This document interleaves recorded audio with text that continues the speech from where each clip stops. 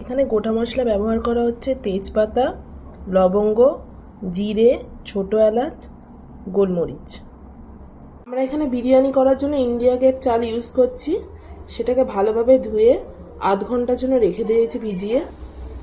এখানে জল গরম করতে দেওয়া হয়েছে, তার মধ্যে 3টে কাঁচা লঙ্কা দেওয়া হচ্ছে,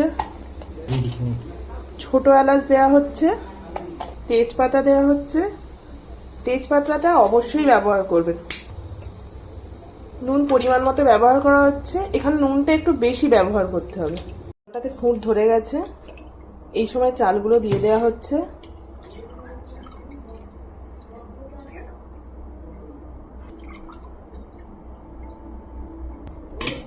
আর বিরিয়ানি করার সময় মাথায় রাখতে হবে চালগুলো বেশি নাড়ানো যাবে না, তাতে ভেঙে যেতে পারে চালগুলো। এরপর একটু ঘি দিয়ে দেওয়া হচ্ছে।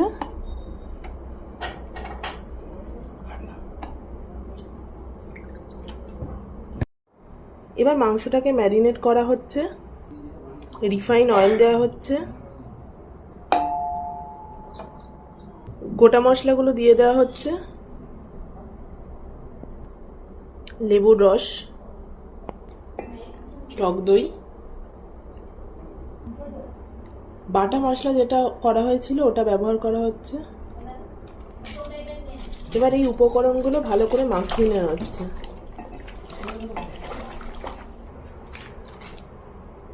মাখিয়ে নেওয়া হচ্ছে ভালো করে। এর সাথে 2 চামচ বিরিয়ানি মশলা দেওয়া হলো। নুন দেওয়া হচ্ছে পরিমাণ মতো, লঙ্কা গুঁড়ো 2 চামচ, হলুদ গুঁড়ো 2 চামচ দেওয়া হচ্ছে।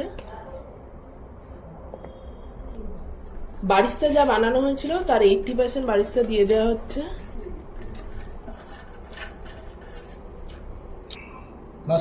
সবকিছু দিয়ে আবার ভালো করে মাখিয়ে নেওয়া হচ্ছে। দেখুন ভালো করে ম্যারিনেট করা হয়ে গেছে। এটা 8 ঘন্টা রেখে দেওয়া হচ্ছে। হায়দ্রাবাদি বিরিয়ানির মেইন উপকরণ হিসাবে আমরা এখানে দিয়েছি 2টো চারকোল। আপনারা চাইলে কাঠ কয়লাও ব্যবহার করতে পারেন।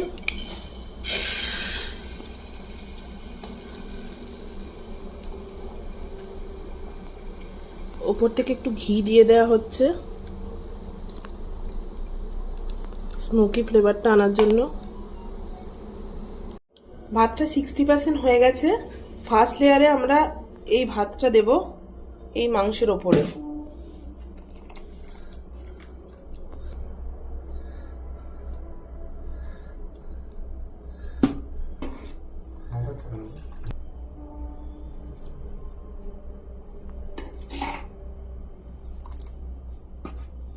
ফার্স্ট লেয়ারটা দেয়া হলো। বাকি চালটা আমরা 80% কুক করব। ভালো করে ময়দা দিয়ে সিল করে দেওয়া হচ্ছে। এটাকে 1 ঘন্টার জন্য দমে দেওয়া হবে লো ফ্লেমে। কি হয়ে গেছে? ওয়াও!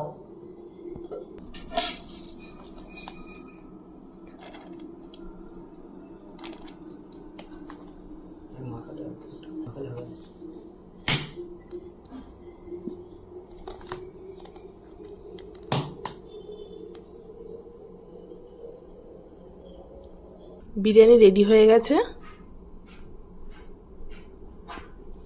আপনারা বাড়িতে বানাবেন, বানিয়ে খেয়ে দেখবেন কেমন হয়েছে। এবং ভালো হলে লাইক, শেয়ার, সাবস্ক্রাইব করবেন।